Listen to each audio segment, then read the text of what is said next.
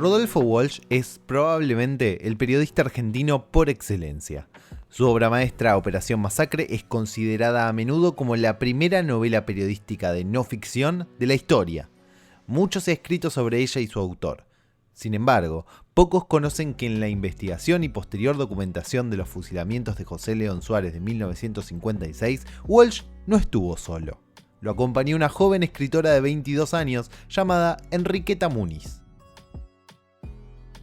Este es un podcast para TEA y Deportea, en una producción integral de Dionisio Gadano, Julián Caper y Caleb Tejero, donde hoy te contaremos la historia de la otra artífice de Operación Masacre.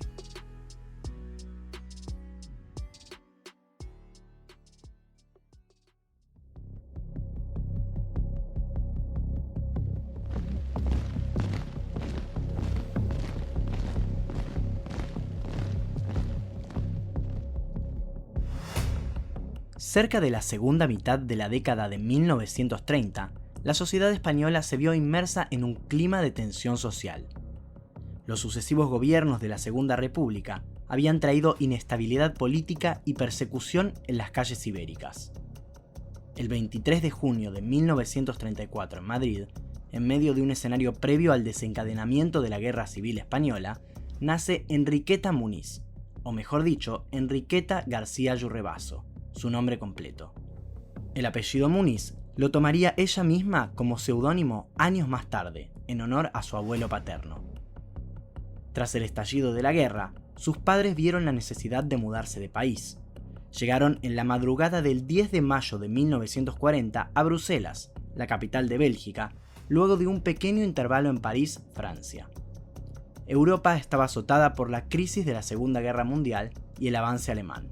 La llegada de la familia a la ciudad de las luces se impregnaría en la memoria de Enriqueta para toda su vida. Medio siglo después, escribiría en sus cuadernos de pensamientos personales aquella experiencia que la traumatizó. No estaba Francia para muchos remilgos con la invasión nazi recién consumada. París estaba extraño, como si fuera otro planeta. No había leche para el desayuno y fue difícil encontrar hotel. En el bar de la estación nos sirvieron unos cafés tan infectos que no los pudimos tomar. Entonces, al ver que los dejábamos, una mujer nos los pidió, y pronto hubo allí varias personas disputándoselos. Una vez instalados en Bruselas, ella y su hermano aprendieron francés y empezaron a conocer la infancia de los juegos y las travesuras. En ese periodo, Enriqueta descubrió el mundo a través de las hojas blancas de los libros. Desde muy pequeña, leía con voracidad todos los que sus padres le regalaban. Sin embargo, además de leer, Enriqueta escribía en español o en francés, con el idioma que se sentía más cómoda, en unos cuadernos espiralados que caratulaba como cuadernos de manías. Entre sus renglones se distinguía que ella siempre escribía con letra clara y sin tachaduras, ni errores ortográficos o gramaticales.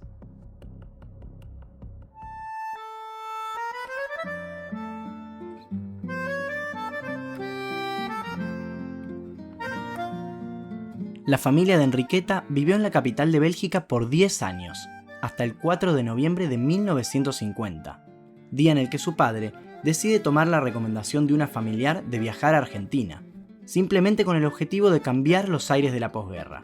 Enriqueta y su hermano menor quedaron asombrados desde el primer día que pisaron la ciudad de Buenos Aires.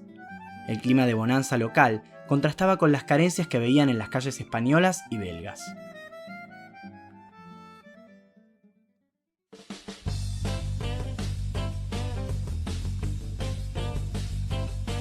Se instalaron en un departamento en el barrio de Núñez, donde Enriqueta conoció nuevas amistades, entre ellas Mabel Bercy, Ulises Dumont y Luis Brandoni. Además, aprendió a bailar tango y rock and roll. 14 meses después de bajar del barco que la trajo de Europa, Muniz, con 18 años, ingresó a su primer trabajo. Fue en la librería Hachette, la filial argentina de la compañía francesa, donde pudo conocer escritores y periodistas que trabajaban allí, entre ellos a su colega, amigo y compañero de aventuras, Rodolfo Walsh. Fue el propio Walsh quien un día sofocante de verano, el jueves 20 de diciembre de 1956, irrumpió desesperadamente a la redacción de la editorial con unos papeles en sus manos y le dijo exaltado: «Encontré al hombre que mordió al perro». Con esto, le quiso decir que había hallado la noticia imposible. Esa frase flotaría en la mente de Enriqueta, lo que la llevaría a describir posteriormente esa escena en su bitácora personal, sin darse cuenta de que en ese preciso instante su vida cambiaría para siempre. Los papeles que traía Rodolfo Walsh eran de la causa judicial de Libraga, un hombre que había sido detenido ilegalmente y luego fusilado en los basurales de José León Suárez por la policía bonaerense de manera deliberada. Milagrosamente, sobrevivió a esa horrenda situación y quería denunciar al jefe de la policía provincial por su injusticia ejercida. Ese expediente sería el puntapié inicial para una de las mayores obras de investigación y narrativa del periodismo argentino, Operación Masacre. Pero tanto Walsh como Enriqueta en ese momento desconocían la magnitud del asunto.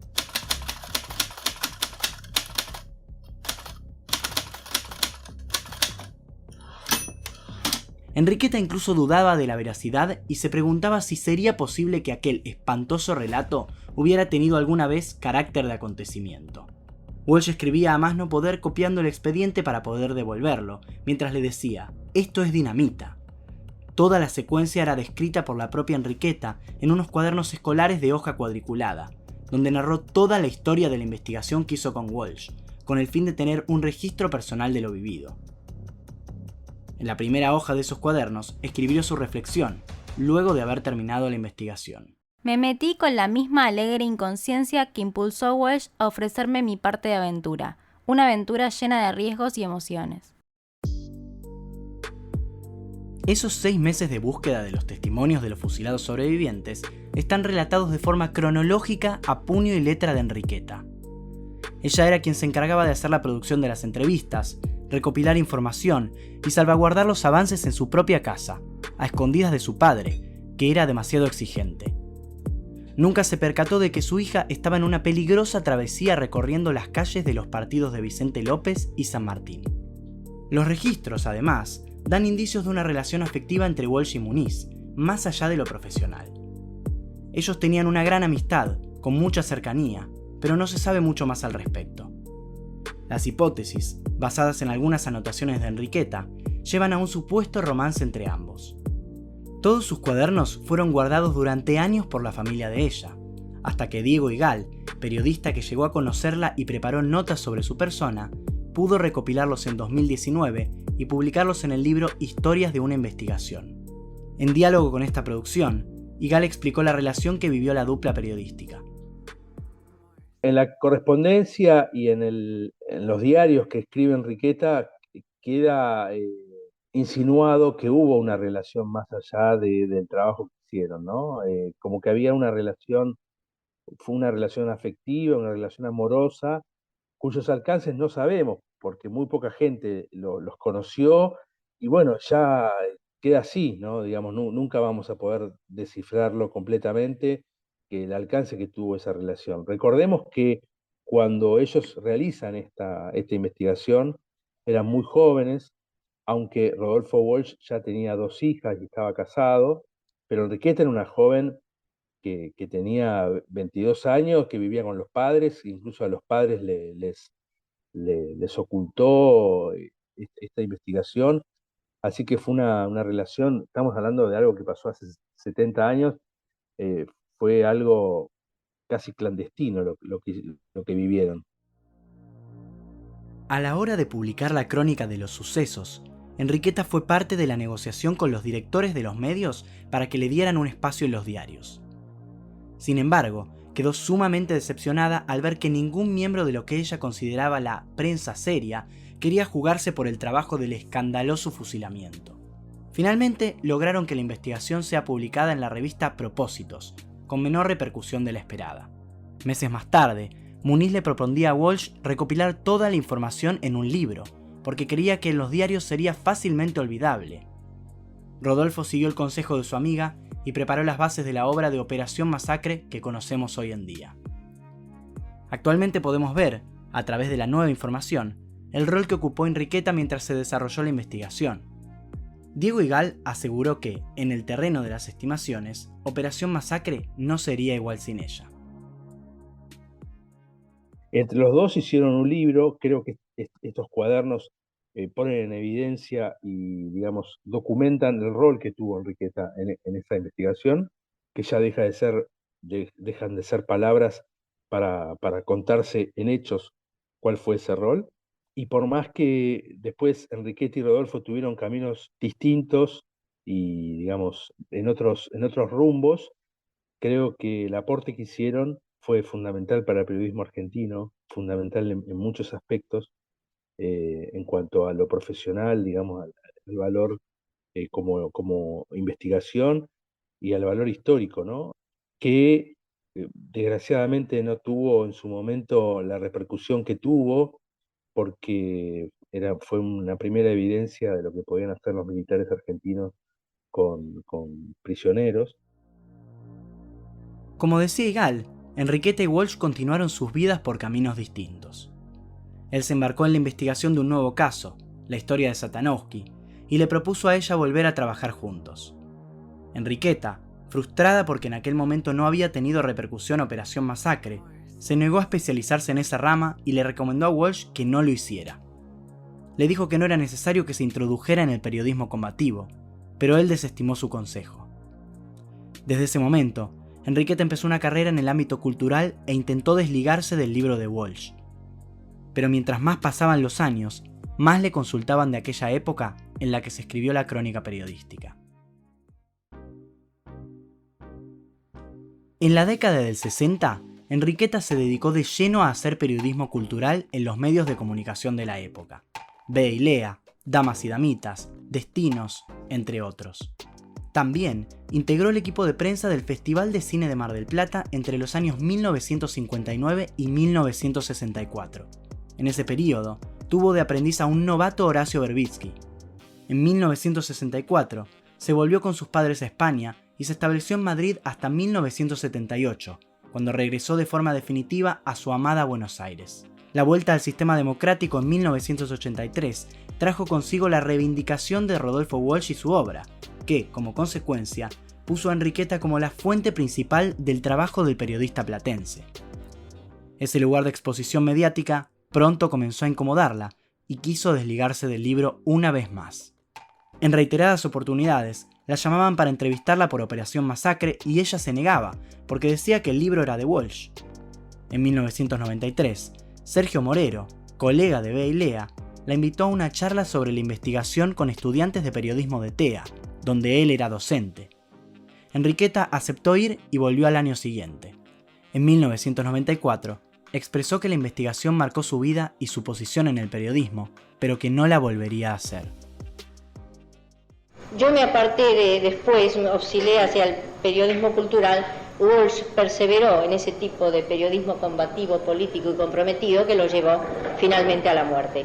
O sea que el hecho de que yo esté aquí a lo mejor se debe a que en su momento yo cambié de registro periodístico. Este audio pertenece a la voz real de Enriqueta en aquella charla de 1994. Al día siguiente, llamó al docente Morero para pedirle que no la vuelva a contactar más porque el tema la ponía muy mal. Ella nunca hizo bandera con Operación Masacre, ni siquiera con sus seres queridos. No buscaba hacer alarde de su experiencia en la investigación.